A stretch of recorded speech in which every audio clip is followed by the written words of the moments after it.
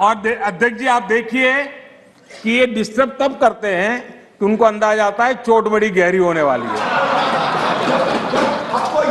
उनको मालूम है कि मुसीबत में फंसे हैं आज, और कुछ लोग बोल करके भाग जाते हैं और झेलना ऐसे बेचारों को पड़ता है।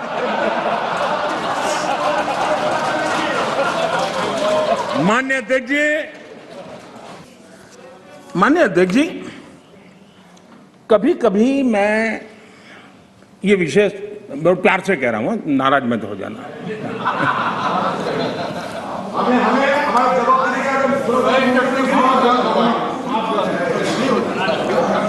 मुझे कभी कभी माननीय अध्यक्ष जी ये विचार आता है, उनके बयानों से, उनके कार्यक्रमों से, उनके कर्तृत्व से, जिस प्रकार से आप बोलते हैं, जिस प्रकार से मुद्दों से जुड़ते हैं, ऐसा लगता है कि आपने मन बना लिया है कि 100 साल तक सत्ता में नहीं आना है।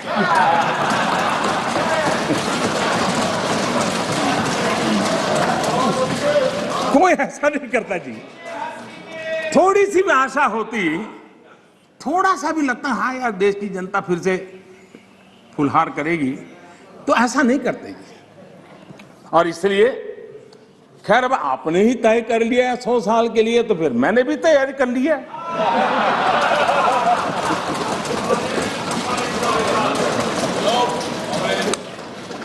माननीय अध्यक्ष जी, इस सरकार का अंत विरोध करने की जिनको आदत लग गई है, सुबह सुबह शुरू हो जाते हैं। और यहां मैंने देखा हमारे अधीर रंजन जी कह रहे थे क्या रखा है, मोदी मोदी मोदी मोदी करते रहते हो, है यही कर रहे थे। हाँ, बोले साहब लोग मोदी मोदी मोदी बोल रहे हैं, आप क्यों बोल रहे हैं?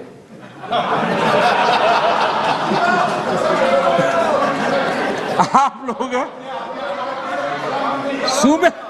सुबह होते ही शुरू हो जाते हैं। एक पल आप लोग एक पल मोदी के बिना नहीं बिता सकते। अरे मोदी तो आपकी प्राण शक्ति है। मोदी जी प्रधानमंत्री, इसलिए मोदी जी का नाम तो करना ही पड़ेगा।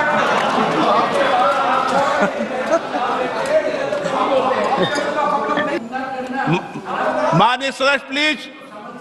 माननीय अध्यक्ष, समझाएंगे, आप पूरा सुनो, सब समझाएंगे। सदन में थोड़ी बहुत टोका टोकी तो आवश्यक होती है, जरा गर्मी रहती है, लेकिन जब सीमा के बाहर जाता है तो जरा लगता है कि हमारे साथी ऐसे हैं। माननीय अध्यक्ष जी, उनकी पार्टी के एक एमपी ने चर्चा की शुरुआत की थी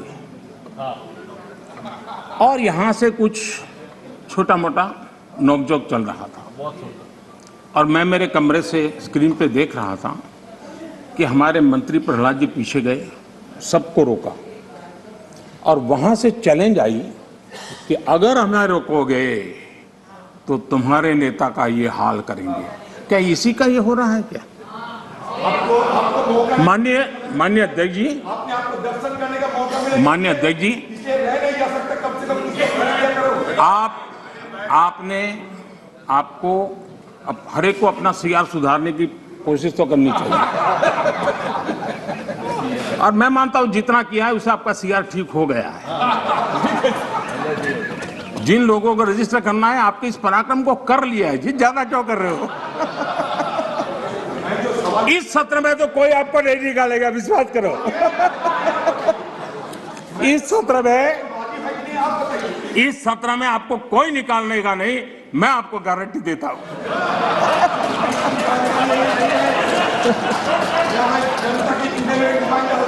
ठीक है, इस जगह से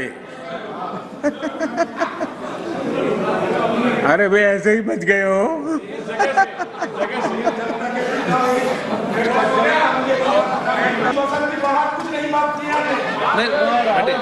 माननीय अध्यक्ष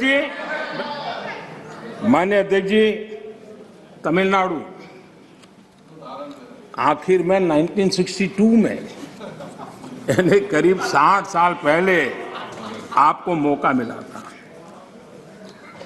तेलंगाना बनाने का श्रेय लेते हैं, लेकिन तेलंगाना बनने के बाद भी वहां की जनता ने आपको स्वीकार नहीं किया।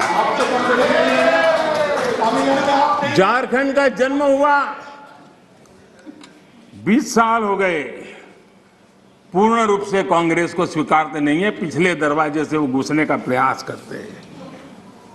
माननीय अध्यक्ष जी, सवाल चुनाव नतीजों का नहीं है, सवाल उन लोगों की नीयत का है, उनकी नेक दिली का है कि इतने बड़े लोकतंत्र में इतने साल तक शासन में रहने के बाद देश की जनता हमेशा हमेशा के लिए उनको क्यों नकार रही है। और जहां भी ठीक से लोगों ने राह पकड़ ली, दोबारा आपको प्रवेश करने नहीं दिया है। इतना सारा होने के बावजूद भी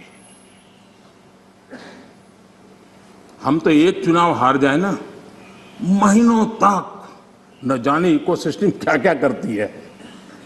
इतना सारा पराजय होने के बावजूद भी न आपका अहंकार जाता है, न आपकी इकोसिस्टम आपके अहंकार को जाने देती है।